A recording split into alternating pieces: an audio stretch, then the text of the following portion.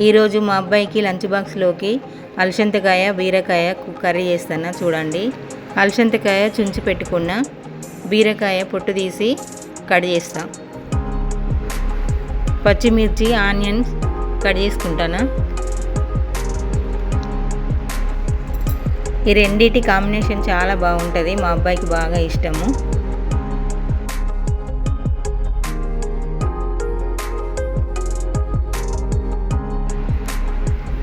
Oil వేసి పోపు గింజలు వేసుకోవాలి, జీలకర్ర ఆవాలు,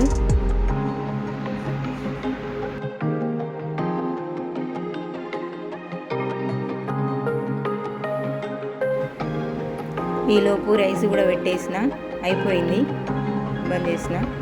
ఇప్పుడు పచ్చిమిర్చి ఉల్లిగడ్డ పోపులో వేసుకోవాలి.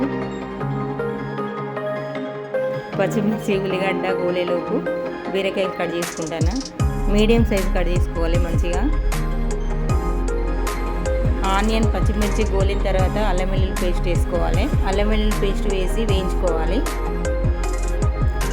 మనము స్టీల్ కడాయిలన్నా ఐరన్ కడాయిలన్నా వాడాలి, అల్యూమినియం వాడద్దు, అంత మంచిది కాదు హెల్త్కు.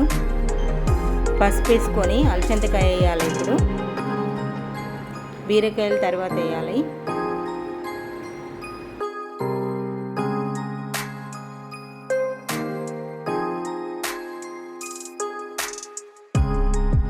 అలసందకాయ కొంచెం మగ్గిన తర్వాత బీరకాయ వేసుకోవాలి. బీరకాయ తొందరగా ఉడుకుతుంది కాబట్టి ఇట్లా వేసుకుంటేనే బాగుంటుంది కూర, లేకుంటే రెండు కలిసి వేస్తే బీరకాయ బాగా గుజ్జులాగా అయిపోతుంది.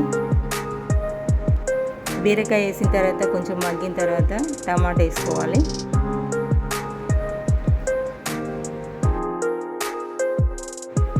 కూర అయిపోయి వచ్చిందండి. కొంచెం కారం వేసుకొని కొత్తిమీర వేసుకొని పొయ్యి కట్టేయడమే.